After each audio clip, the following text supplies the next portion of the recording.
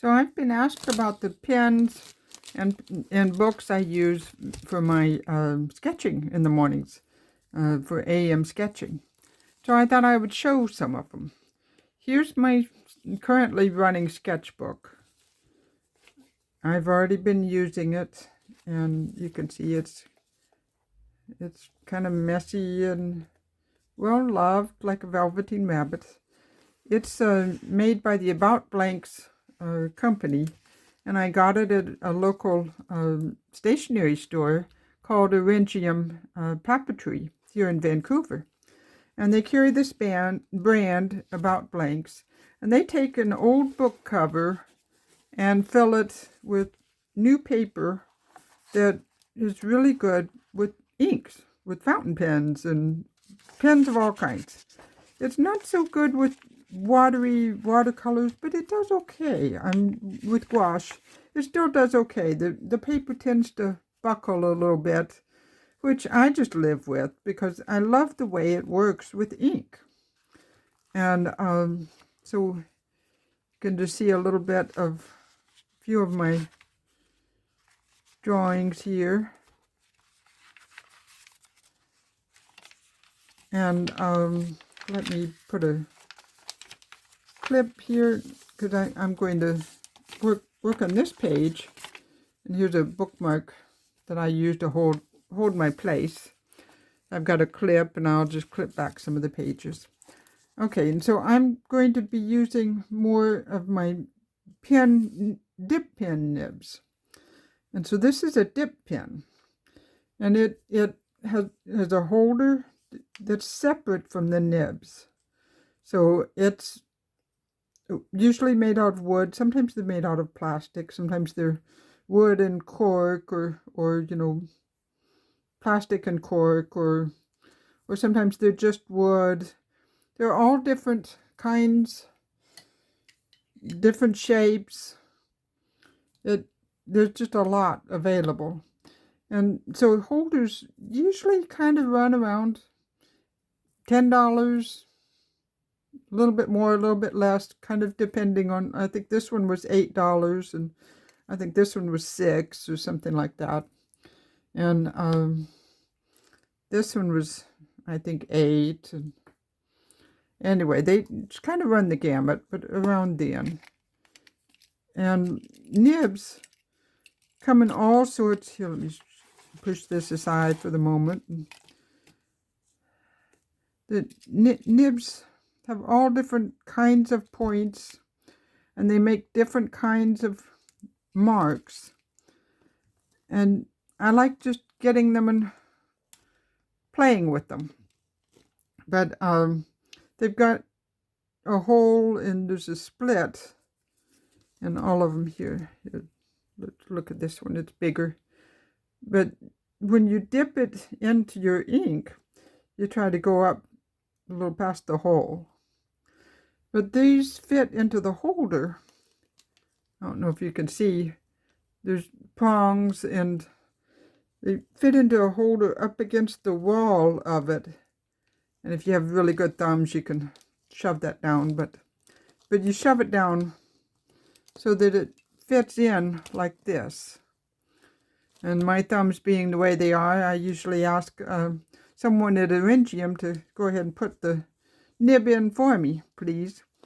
And which they're so kind to do. So, but the nibs themselves can run from $2 to $3 or $4. So that's like, 10 and a couple of bucks. So you've got $12, $15 just in that. And then bottles of ink, that's where the fun comes in. And well, it's all fun, but you can get inks of all different kinds. And at Eryngium, they have a wide variety of colors. It's just astounding.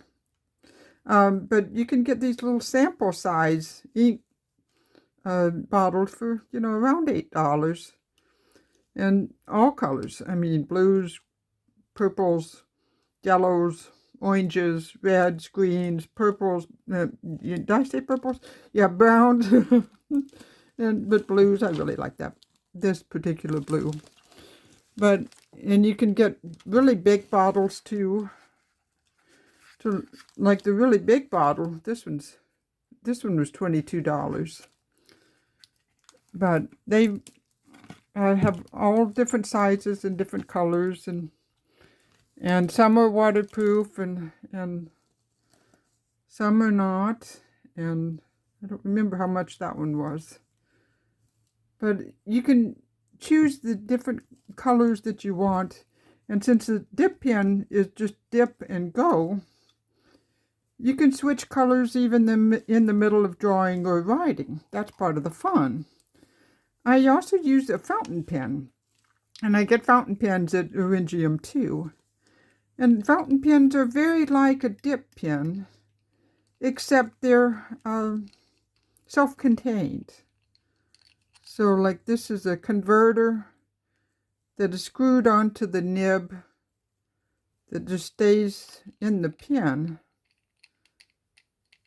And then it lightly screws together.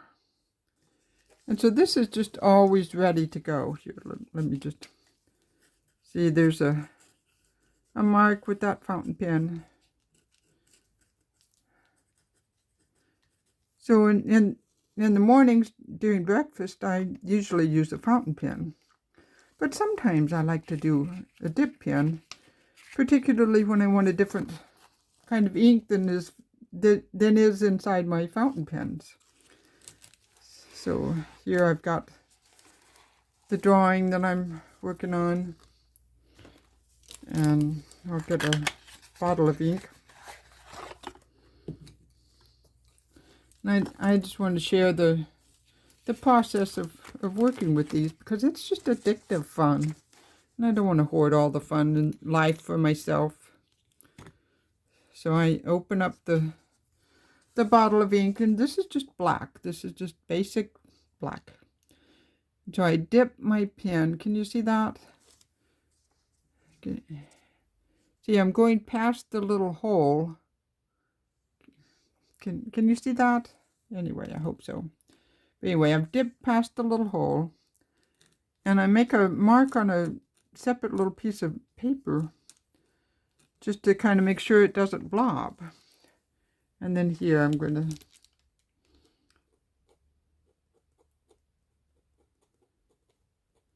I find it hard to talk and draw at the same time, so I'm going to go quiet on you a little bit.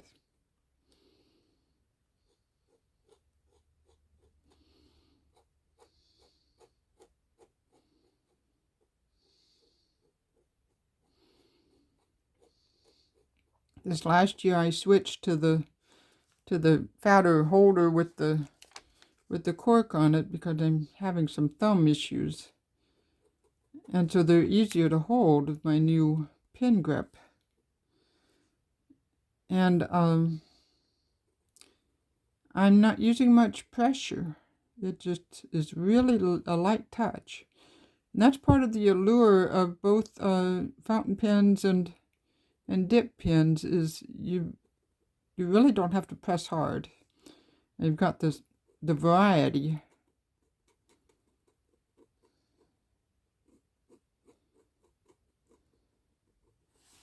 Okay, and see when it starts looking, see I've still got a lot of ink in there. So I don't need to dip again yet. One bottle of ink will last a really long time. Even those little ones I was showing you earlier, they'll just last and last and last.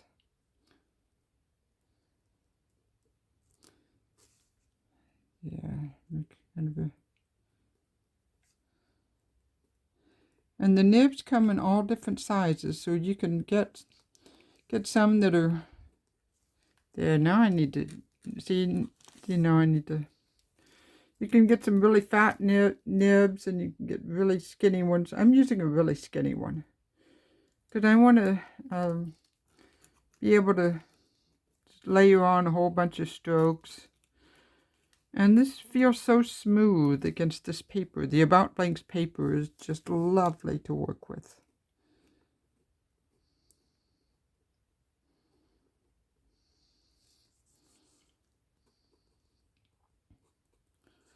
And so I'm just thinking of the mouse's fur.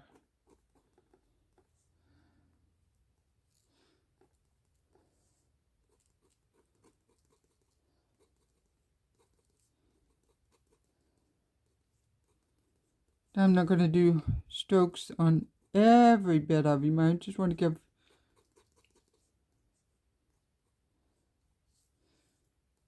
a little hint of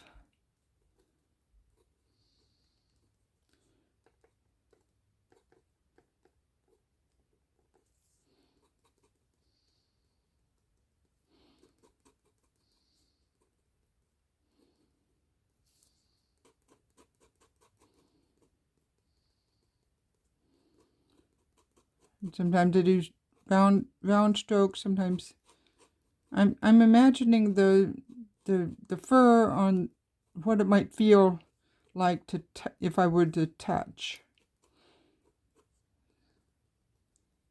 on the little tail would hints of fur.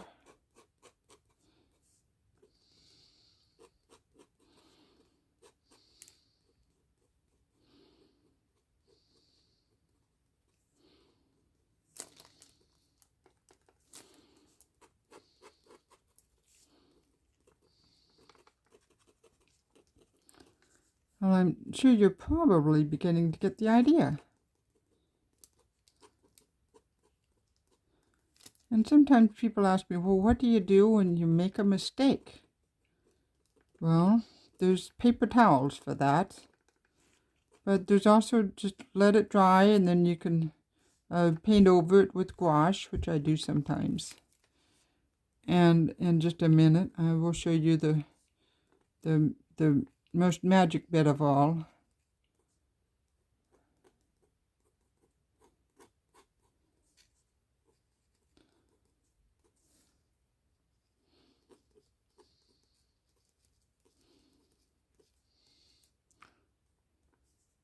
Yeah, definitely some whiskers here.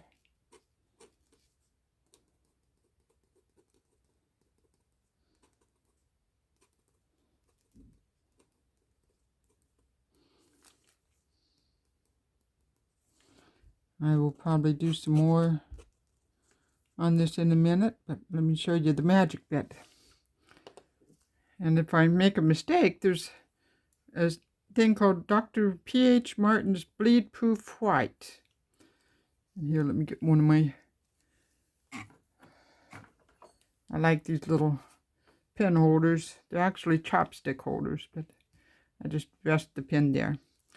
But the Bleed Proof White is just a really thick white paint, and I just get a little bit of water on a really sharp fine point brush, dip it in here, get a little bit of that, and then put it wherever I made a mistake, and then let it dry. And sometimes I just don't worry about it, just let it rip. Life's too short to worry about it. So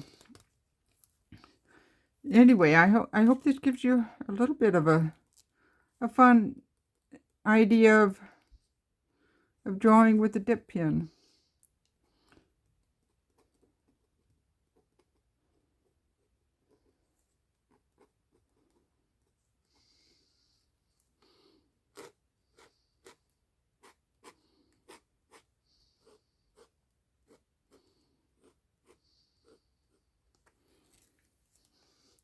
Now, when cleaning the nibs, whenever I stop, I will kind of blot it with the paper towel, and then I will run it under water,